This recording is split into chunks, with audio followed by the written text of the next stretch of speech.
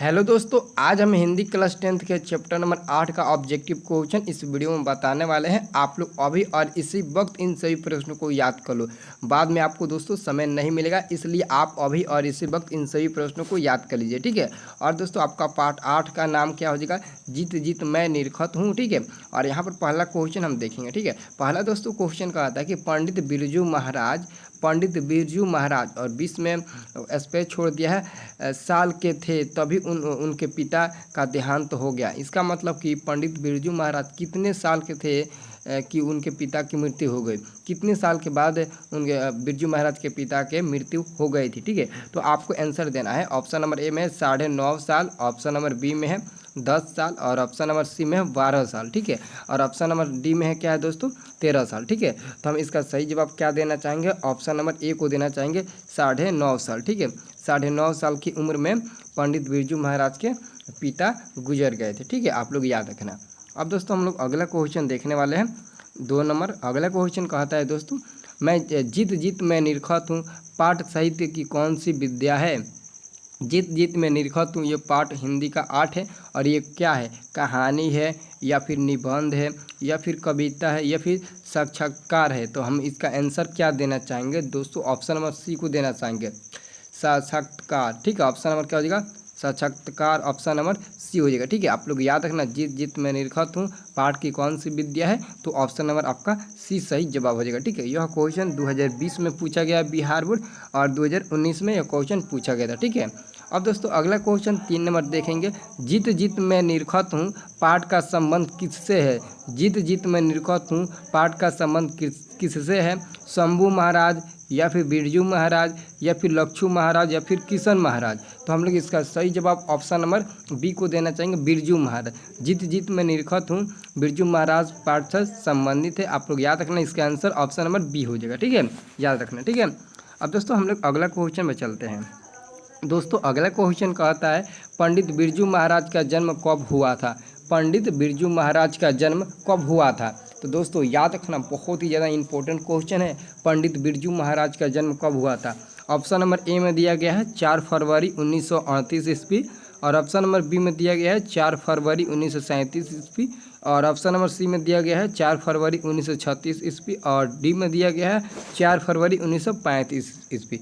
तो इसका आंसर आप लोग याद रखना, ऑप्शन नंबर ए हो जाएगा, 4 फरवरी 1938 ईस्वी में बिरजू महाराज का जन्म हुआ था। यह क्वेश्चन 18 और 19 में पूछा गया था, ठीक है, आपके बिहार बोर्ड परीक्षा 10th में, ठीक है।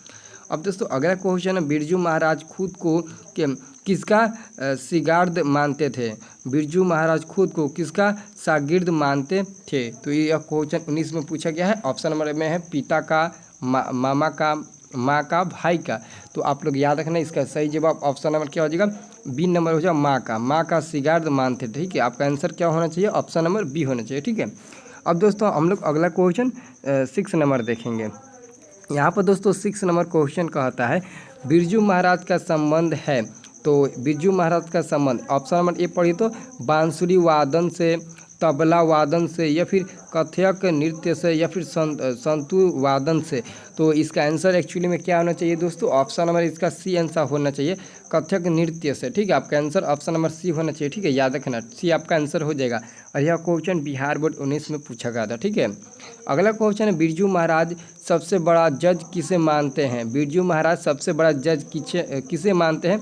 ऑप्शन नंबर ए में है अपने पिता को, बी में है अपने माता को, सी में है अपने चाचा को और डी में किसी को नहीं, ठीक है। तो इसका आंसर हम ऑप्शन नंबर बी को देंगे, अपनी माता को सबसे बड़ा जज बिरजू महाराज मानते थे। तो इसका आंसर बी हो जाएगा। और यह क्वेश्चन आपके बिहार बोर्ड परीक्षा में 18 में पूछा गया था, ठीक है। अगला क्वेश्चन है, पंडित बिरजू महाराज लखनऊ घराने की किस पीढ़ी के कलाकार हैं? पंडित बिरजू महाराज लखनऊ घराने की किस पीढ़ी के कलाकार है? यह क्वेश्चन 2018 में पूछा गया था। ऑप्शन नंबर में है 6ठी पीढ़ी, बी में है 7वीं पीढ़ी और ऑप्शन नंबर सी में है 9वीं पीढ़ी और डी में है 8वीं पीढ़ी। तो इसका आंसर देना चाहेंगे बी नंबर 7वीं पीढ़ी, ठीक है। ऑप्शन नंबर बी देना चाहेंगे 7वीं पीढ़ी, ठीक है। आप लोग याद रखना। अब दोस्तों हम लोग अगला क्वेश्चन 9 नंबर देखेंगे। 9 नंबर क्वेश्चन आपको बिहार बोर्ड 18 में पूछा गया था। और 9 नंबर क्वेश्चन, बिरजू महाराज को संगीत अकादमी अवार्ड किस उम्र में मिला? किस उम्र में मिला? ऑप्शन नंबर ए में है 30 वर्ष, ऑप्शन नंबर बी में है 37 वर्ष, ऑप्शन नंबर सी में है 20 वर्ष और ऑप्शन नंबर डी में है 27 वर्ष। तो दोस्तों याद रखना 27 वर्ष की उम्र में पंडित बिरजू महाराज को संगीत नाटक अकादमी अवार्ड मिला था। ठीक है, याद रखना 27 वर्ष की उम्र में आप लोग याद रखना। अगला क्वेश्चन है, बिरजू महाराज की ख्याति किस रूप में है? बिरजू महाराज की ख्याति किस रूप में है? यह क्वेश्चन बिहार बोर्ड 2020 में पूछा गया था। ठीक है, और 22 में पूछ सकता है। ठीक है, अब ऑप्शन नंबर ए में है संगीतकार, बी में है शहनाई वादक, डी में है तबला वादक और सी में है नर्तक। ठीक है, तो हम लोग एक्चुअली में इसका आंसर देना चाहेंगे सी को ही, नर्तक। ठीक है, ऑप्शन नंबर नृत्य नर्तक, ऑप्शन नंबर सी हो जाएगा। ठीक है, अब दोस्तों हम लोग अगला क्वेश्चन 11 नंबर देखने वाले हैं।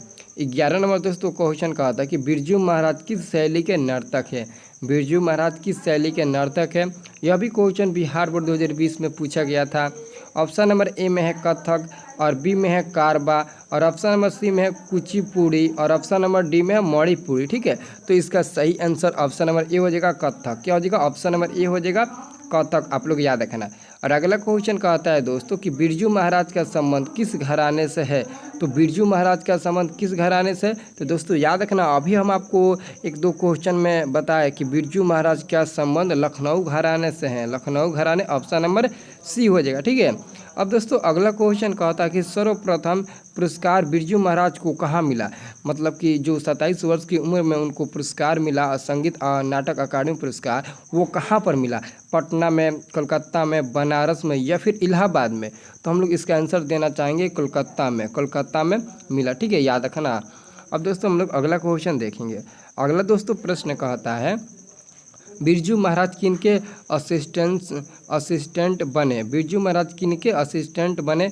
ऑप्शन नंबर ए में है शंभू महाराज, बी में है रोशन महाराज और सी में है लच्छू महाराज, डी में है किसी के नहीं। तो हम लोग इसका आंसर देना चाहेंगे सी को, लच्छू महाराज के असिस्टेंट बने। ठीक है, और अंतिम प्रश्न है शंभू महाराज बिरजू महाराज के कौन थे?